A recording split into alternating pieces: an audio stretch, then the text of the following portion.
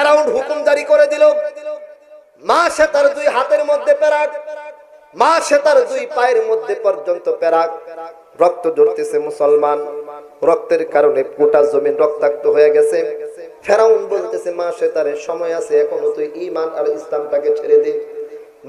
মা শ্বেতা বলে না না, ঈমান ইসলাম আমি কোনোদিন ছাড়তে পারবো না। ফেরাউন বলে শাস্তি বাড়ায় দিব, বাড়ায় দেন, যা মনে চাই তা করেন, কিন্তু ঈমান আর ইসলাম যেটা গ্রহণ করেছি এটা ছাড়তে পারবো না। সুবহানাল্লাহ বলেন, এটা ছাড়তে পারবো না। মাশাআল্লাহ, আলহামদুলিল্লাহ।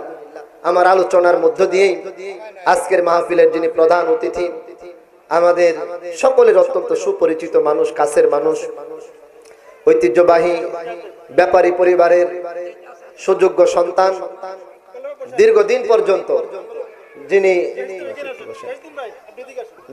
পর্যন্ত বিগত সরকারের আমলে যিনি জুলুম এবং নির্যাতনের শিকার হয়েছেন, যিনি বারবার কারাবরণ করেছেন, এবং যিনি তার রাজনৈতিক জীবনে শুধুমাত্র আওয়ামী লীগের রাজনীতি না করার কারণে, বিএনপির সাথে সম্পৃক্ত থাকার কারণে, যার বিরুদ্ধে একের পর এক বহু মামলা সহকারে, বারবার গ্রেফতার সহকারে, এমনকি এক মামলার কারণে প্রায় কোটি টাকার মতো যার কাছ থেকে তখনকার সময়ের একজন টাকা খেয়ে পর্যন্ত যাকে জামিন দেয় নাই, কোটি কোটি টাকা পর্যন্ত যিনি খরচ করেছেন শুধু এই জালেমের হাত থেকে বেঁচে থাকার জন্য, শ্রীপুর পৌর বিএনপির সাধারণ সম্পাদক, আমাদের সর্বস্তরের মানুষের ভালোবাসার মানুষ, আমাদের উলামায়ে কেরাম যারা শ্রীপুরের আছেন, আলহামদুলিল্লাহ ওনার সাথে ভালো একটা সম্পর্ক রেখে তিনিও ওনার কার্যক্রম চালিয়ে যাচ্ছেন।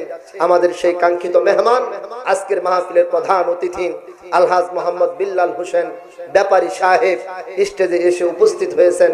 আল্লাহ পাক ওনাকে নেক হায়াত দান করুন, সকলে বলে আমিন। পাশাপাশি উনি যেন আগামী দিনে এই দেশের শ্রীপুরের মানুষের খেদমত করে যেতে পারে, আমরা ওনার জন্য দোয়া করি। আল্লাহ তাআলা নেক নিয়ত দান করেন, এবং বলবো আলেমদের সাথে যেন উনি থাকতে পারে, উলামায়ে কেরামদের সাথে সম্পৃক্ত থেকে যদি কেউ রাজনীতি করে, আল্লাহ তাআলা তার রাজনৈতিক জীবনেও বরকত দান করে। আর রাজনৈতিক জীবনেও যদি কেউ আলেমদেরকে মাইনাস করে চলার চেষ্টা করেন, রাজনৈতিক জীবনে যদি কেউ আলেমদের বিরুদ্ধে যাওয়ার চেষ্টা করেন, রাজনৈতিক জীবনে